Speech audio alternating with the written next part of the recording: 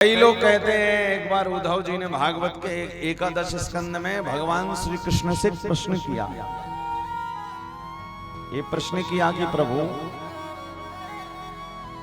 जब कलयुग में आपकी वास्तव में सबसे ज्यादा जरूरत है, कन्हैया से कहा उद्धव जी ने, तो बोले प्रभु तब तो आप इस धराधाम को, इस दुनिया को छोड़कर जा रहे हो, आपकी जरूरत सतयुग में ज्यादा नहीं थी, त्रेता में भी ज्यादा नहीं थी, द्वापर में भी ज्यादा नहीं थी कन्हैया, किंतु आपकी जरूरत कलयुग में ज्यादा। भगवान ने कहा क्यों? बोले सतयुग में तो एक आदि राक्षस था, हिरण्याक्ष हिरण्यकश्यप, त्रेता में रावण कुंभकर्ण थे, द्वापर में कंस था, शिशुपाल दंतवक्र था। तो आपने इन युगों में तो अवतार लिया जब आपकी ज्यादा जरूरत नहीं थी, क्योंकि उन युगों में ज्यादा दैत्य थे नहीं। भाई सतयुग में एक ही दैत्य था हिरण्यकश्यप, तब तो आप नरसिंह बनकर आए। क्या जरूरत थी नरसिंह बनकर आने की? हिरण्यकश्यप को ऐसे मार देते बैठे बैठे ऊपर से। त्रेता में आप राम बनकर आए, द्वापर में कृष्ण बनकर आए, और जब कलयुग में वास्तव में जब दैत्यों की संख्या ज्यादा है तब आप जा रहे हो। तो भगवान ने उद्धव से कहा, उद्धव कलयुग में कौन दैत्य है? ना तो कोई हिरण्याक्ष है, ना हिरण्यकश्यप है, ना रावण है, ना कुंभकर्ण है, ना कंस है।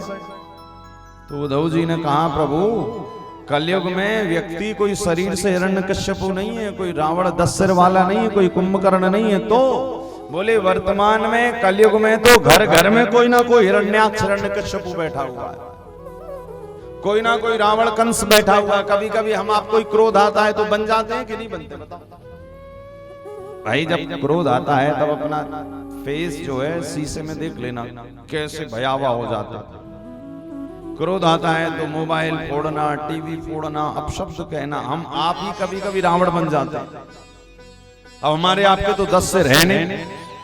तो उद्धव जी ने कहा प्रभु ये एक सिर वाला ही 10 क्या 100 सिर के बराबर हो जाता। तो आप बेचा आपके ही गांव में कई धुंधकारी हिरण्याक्ष हिरण्यकश्यप सभी जगह होते हैं। तो उद्धव जी ने कहा प्रभु जब आपको आना था तब तो आप आए नहीं, तब तो आप हैं नहीं। भगवान ने कहा फिर तो मुझे इतने सारे अवतार लेने पड़ेंगे। क्यों? बोले भाई पापी तो इस समय सब जगह है, हर गांव में, हर शहर में, आतर गांव में, डोंगर गांव में, दुर्ग में, राजनांद गांव में। फिर तो ठाकुर जी दुर्ग वाले कन्हैया अलग, राजनांद गांव वाले अलग, डोंगर गांव वाले अलग, और आतर गांव वाले अलग, और जितने आसपास बोले इतने सारे गांव, तो इतने सारे भगवान। कन्हैया ने कहा ये तो संभव नहीं है भैया, इतने सारे अवतार में कहा लूंगा, क्योंकि हर जगह कोई ना कोई हिरण्याक्ष हिरण्यकश्यप बैठा हुआ। तब उद्धव जी ने कहा प्रभु तो फिर इन सबका कल्याण कैसे होगा? इतने हिरण्याक्ष हिरण्यकश्यप कलयुग में घूम रहे, इतने रावण कंस घूम रहे, इनका कल्याण कैसे होगा? भगवान ने कहा चिंता मत करो उद्धव, मैं तो इतने सारे अवतार नहीं ले सकता, मैं तो कहीं नहीं जा सकता। उसी समय भगवान द्वारिकाधीश ने अपने अंतःकरण से एक दिव्य प्रकाश प्रकट करके श्रीमद् भागवत जी की कथा में समा दिया। बोले मैं कहीं नहीं जा सकता, किंतु आज से मेरा भागवत अवतार जो व्यक्ति जहां बुलाना चाहेगा वहीं पहुंचेगा, और वहीं पहुंचने के बाद में वहां के हिरण्याक्ष और हिरण्यकश्यप का ही उद्धार करेगा।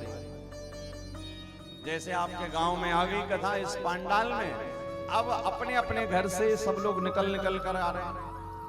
भाई अंतःकरण में बुरे भाव, पाप के भाव तो सबके थोड़ी मोड़ी कुछ ना कुछ होते हैं, किंतु जब इस कथा पांडाल में पहुंच जाते हैं तो ये भगवान का भागवत अवतार है, श्रीमद् भागवत ठाकुर जी का अवतार है। और भगवान हम कहीं नहीं जा रहे हैं, स्वयं परमात्मा ही चल चल कर हमारे यहाँ पर आ रहे हैं। जैसे आपने बुलाया तो आपके यहाँ पर आ गए, फिर कोई दूसरे शहर, फिर तो कोई दूसरे गांव, फिर कोई दूसरे नगर। तो ठाकुर जी कह रहे मैं तो कहीं नहीं जाऊंगा, किंतु हाँ मेरी भागवत रूपी कथा चल चल कर सबके गांव, सबके घर तक पहुंचेगी और समाज में रहने वाले हिरण्याक्ष और हिरण्यकश्यप का उद्धार करेगी। इसी कारण इसको कहा है श्रीमद् भागवत। क्यों?